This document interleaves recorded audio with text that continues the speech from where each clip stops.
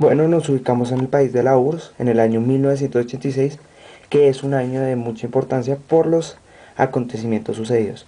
Bueno, primero que todo debemos aprender que en el año de 1986 es nombrado Gorbachev, como secretario de Estado de la URSS.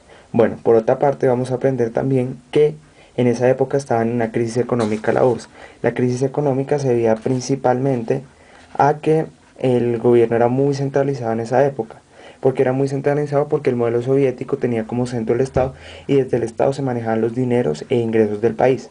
Por eso, como la crisis económica estaba siendo muy fuerte y se notaba que lo que estaba fallando era como el sistema que se usaba en ese momento en la URSS, deciden iniciar una serie de cambios y de reformas. Pero las reformas fueron como diseñadas, pero no se efectuaron ahí mismo.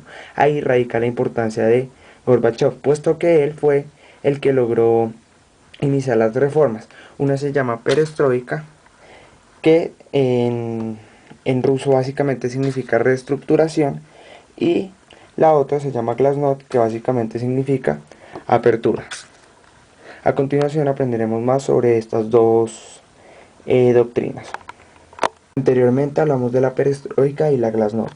Primero que todo, perestroika significa en ruso reestructuración. ¿A qué se refiere con reestructuración? Bueno, como dije anteriormente, entendiendo que todo era propiedad del Estado, vamos a ver que en la perestroika se proponía que las empresas tuvieran una mayor autonomía. Y esa autonomía, ¿cómo debía ser? Pues autonomía local, lo que difería mucho a cómo se estaba manejando anteriormente la URSS, porque la autonomía local, como lo indica, daba como independencia a que las empresas hicieran un propio manejo de sus recursos y de su dinero, y no que éste dependiera del Estado. Es decir, que había como una especie de propiedad privada, algo que no existía antes, puesto que todo era pues manejado, controlado por el Estado, y todo era demasiado centralizado, todo era demasiado en pro como del gobierno, y pues se procuraba un bien común que en verdad no estaba funcionando, porque de haber estado funcionando no hubiera estado la URSS en crisis económica y no hubiese sido necesario las reformas. Pero debemos entender que además de la perestroika también hay otra reforma muy importante que fue incentivada por Gorbachev.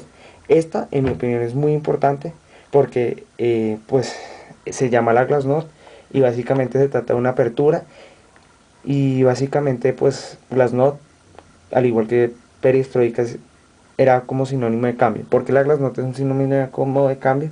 Bueno, porque pues entendiendo los años anteriores a la URSS vamos a ver que había gobernantes como Stalin, y ahora básicamente estos gobernantes les rendían un culto muy grande.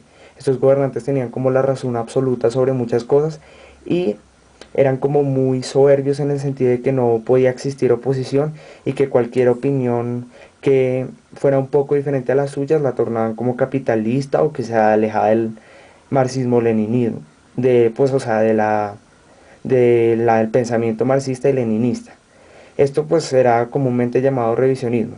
Bueno, la glasnost básicamente es una apertura, pero una apertura ¿en qué sentido? En la libertad de expresión. ¿Qué quiere decir que haya más libertad de expresión? Bueno, esto quiere decir que va a haber más espacios para la oposición y que se van a abrir también espacios para la crítica al gobierno. Es decir, que el culto a la personalidad como que se acaba, porque ahora la gente puede oponerse al personaje que esté en el gobierno, y asimismo también va a haber un respeto por las demás religiones, va a haber mucha más tolerancia, y esto es muy importante pues teniendo en cuenta como anteriormente era Rusia. Pues Rusia, como dije, era un país donde había un culto muy fuerte hacia los políticos y donde nadie pues podía emitir una opinión diferente, y pues en resumidas cuentas hay que fijarse que era un pueblo oprimido porque era un pueblo que no podía dar opiniones y que no existía oposición. Continuando con lo que ya habíamos mencionado de la glasnost, pues vamos a ver que también nace la oposición, porque lógicamente hay libertad de expresión, y cuando hay libertad de expresión pues quiere decir que puede haber opiniones diferentes y opiniones también contrarias. Con la libertad de expresión y a la oposición también va a haber algo muy importante, que va a ser como la, la apertura a su vez de los medios de comunicación. Los medios de comunicación van a empezar a contar verdades y cosas que antes no eran permitidas o no permitía los gobernantes que se dijeran.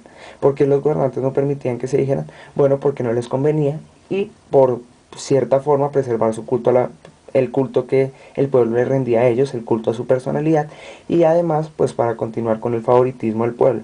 Entonces por ello no contaban sus errores.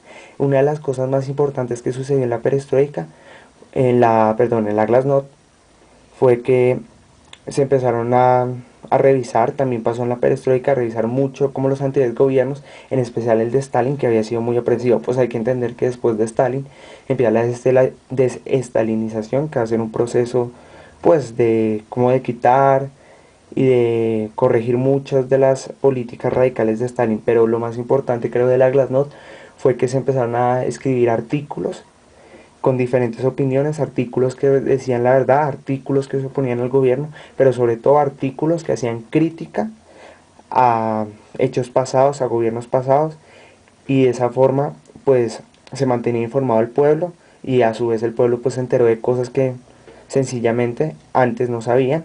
Y entre los artículos más importantes que yo creo que se generó por el nacimiento de la glasnost, fue un artículo donde se denuncia todas las muertes y todas las injusticias que se sufrió en la era de Stalin. Pero bueno, ya pasando a otro ámbito, hay que mencionar como que específicamente qué ventajas trajo la glasnost y la perestroika. Pues a continuación las diremos. Bueno, con el fin de resumir y ya ser más concreto sobre las ventajas que tuvieron la glasnost y la perestroika, pues y la repercusión que tuvo en la sociedad soviética, vamos a ver que trajo unas grandes ventajas, pues se dieron incentivos a la economía rural, se abrió espacio para la discusión libre, esto básicamente se debió a la glasnost. También otra de las ventajas que trajo la glasnost fue que se publicó material censurado, como ya había mencionado anteriormente, las matanzas que ocurrieron durante el gobierno de Stalin.